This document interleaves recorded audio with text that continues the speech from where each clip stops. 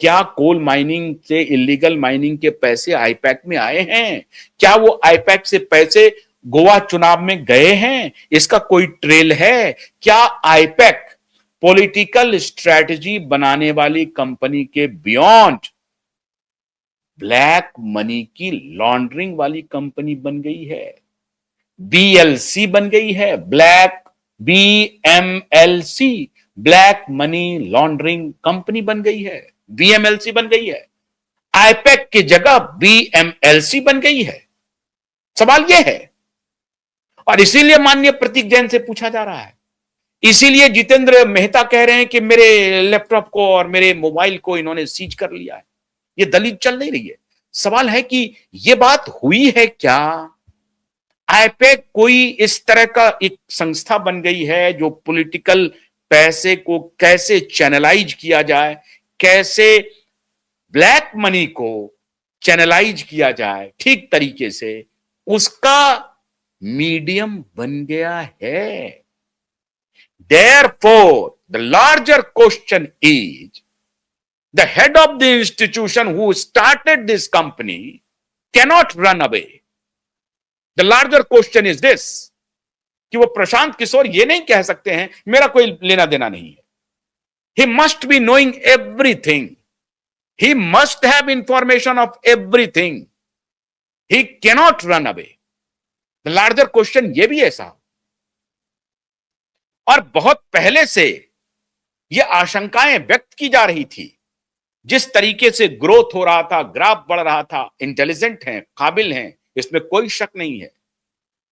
लेकिन यह भी सच है कि भारतीय राजनीति को पैसे में तब्दील करने का अगर कोई खेल हुआ है तो पॉलिटिकल शोधार्थियों के लिए, राजनीतिक शोधकर्ताओं के लिए 2012-13 के बाद का कालखंड निश्चित रूप से शोध का कालखंड बनेगा, जो इलेक्टोरल पॉलिटिक्स में पैसे का चलन कैसे बढ़ा, कैसे ब्रांडिंग, पोजीशनिंग, मार्केटिंग, स्ट्रैटेजी ये चलता रहा, उसमें इमोशन खत्म, जनता केंद्र से बाहर, वोटर केंद्र से बाहर, वोटर को ल्योर करने का, वोटर को आकर्षित करने का, जनता को अपनी तरफ खींचने का ये पूरा हथकंडा जो अमेरिकन इलेक्टोरल पॉलिटिक्स करता है, वही पूरा का पूरा रेप्लिकेट हुआ। और ये राजनीतिक शोधार्थियों के लिए बहुत बड़ा कालखंड होगा जब इस समय को वो शोध करना शुरू करेंगे, और फिर जब वो शोध करेंगे तो एक से एक चौंकाने वाले फैक्ट्स उनको मिलेंगे। इसीलिए मैं कहता हूं कि प्रशांत किशोर राजनीति के लिए अब वो दलदल में उतरे हैं। अब उनको पता चल रहा है कि पैसे से राजनीति नहीं होती।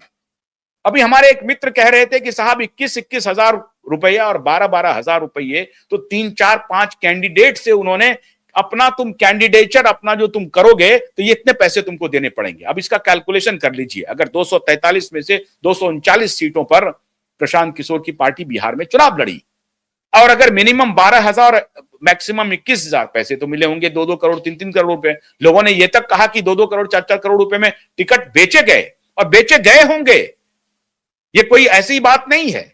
लेकिन हमारे पास कोई साक्ष्य नहीं है तो मैं कह नहीं सकता हूं। लेकिन ये तो ये उनका पब्लिक डोमेन में आया हुआ है कि 12,000 रुपए और 21,000 रुपए तुम्हें देने हैं अपना कैंडिडेचर के लिए, और अगर 10 व्यक्ति ने ऐसा दिया तो 243 इंटू इतने पैसे का तो कलेक्शन उनका हुआ ही हुआ है। यह है भारतीय राजनीति में प्रशांत किशोर जी का कंट्रीब्यूशन। मैं ये मानता हूं कि राजनीति के लिए पैसे बहुत जरूरी है, बिना पैसे के हो नहीं सकते, लेकिन पैसे ही जरूरी हैं। इसमें प्रशांत किशोर ने भारतीय राजनीति को झोंका है, इससे कोई इनकार नहीं कर सकता है। पैसे भी नहीं, पैसे ही महत्वपूर्ण हो गए।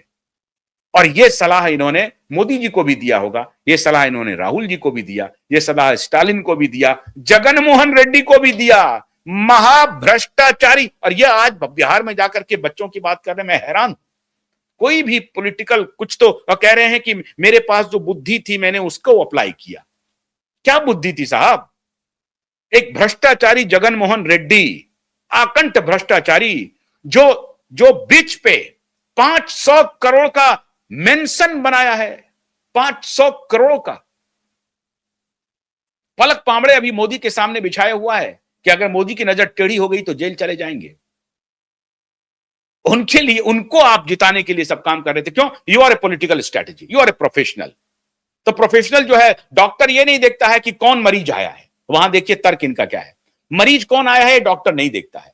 मरीज गैंगस्टर है, मरीज रेपिस्ट है, मरीज मर्डरर है, नहीं, डॉक्टर सिर्फ मरीज का इलाज करता है। अब ये फिलॉसफी वहां उन्होंने लगा दिया। मैंने इनकी कोई ये रिस्पॉन्सिबिलिटी नहीं रही कि ये डॉक्टर वाली फिलॉसफी वहां नहीं चलेगी।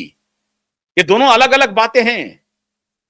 वहां आप उससे भी खतरनाक काम कर रहे हैं। एक भ्रष्टाचारी को बाय हुक एंड क्रूक जिताने की स्ट्रेटेजी तैयार कर रहे हैं और उनको सत्ता सौंपने के लिए आप अपनी तरफ से पूरी कोशिश कर रहे हैं, लामबंदी कर रहे हैं, और वो जीत के आता है और फिर वही भ्रष्टाचार का काम शुरू कर देता है। और आप इस आधार से कमाए गए पैसे को आप ये कह रहे हैं कि बिहार में पलायन को रोकने के लिए काम करेंगे। तो whole dynamics is very different. दो साइड पर आप खड़े हैं आकर के। खैर, मैं इस मुद्दे पर नहीं आना चाहता था। मैं तो सिर्फ आपको एक रेफरेंस दे रहा हूं कि ये जो आईपैक कंपनी है, इंडियन पॉलिटिकल एक्शन जो है, ये इंडियन पॉलिटिकल एक्शन क्या कर रहा होगा। इसलिए ईडी का काम सिर्फ मनी ट्रेल को करना है। सुप्रीम कोर्ट से झटका लग गया है और सीजेआई सूर्यकांत जब तक हैं, इंस्टीट्यूशन को डरने की जरूरत नहीं। हां, लेकिन ध्यान रहे, ईडी वाले और सीबीआई वाले, आप भी अगर कोई इधर उधर काम करेंगे ना तो चीफ जस्टिस सीजेआई के घेरे में आएंगे। पुआल पर सो करके पढ़ाई की है सीजेआई सूर्यकांत जी ने, पुआल पर। अभी अपने गांव गए थे, अपने शिक्षक से मिले जिन्होंने इनको अंग्रेजी पढ़ाई थी, और वो दौर याद किया। मैं कॉलेजियम से उस तरह से नहीं आया हूं, मेरा कोई बाप दादा नहीं था। चंद्रचूड़ के पिताजी जज चंद्रचूड़ का बेटा अब कतार में खड़ा है। खन्ना साहब के चाचा जज खन्ना साहब जज, अब उनका कोई बेटा कतार में खड़ा है।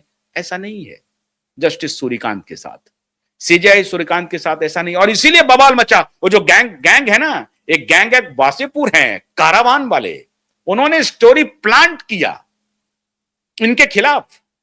स्टोरी प्लांट की गई, एक गैंगस्टर हावी हो गया कि ये क्या बोलेंगे। क्यों?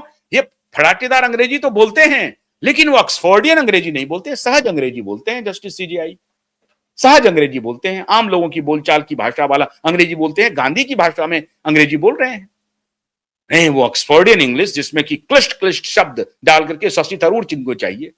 तो वो गैंग जो है, लुटियंस गैंग, अनकंफर्टेबल हो गया इस सीजीआई से। ये सीजीआई जब तक हैं, भारत के जो कॉन्स्टिट्यूशनल इंस्टीट्यूशंस हैं उसकी बागडोर इनके हाथ में है और सुरक्षित हाथ में है। आप ये मान के चलिए कि भारत में कॉन्स्टिट्यूशनल और इंस्टीट्यूशनल ब्रेकडाउन ये होने नहीं देंगे। और ये बेहद गंभीर मामला है कि एक कॉन्स्टिट्यूशन के पोस्ट पर रहने वाली मुख्यमंत्री इस प्रकार का व्यवहार कर रही है।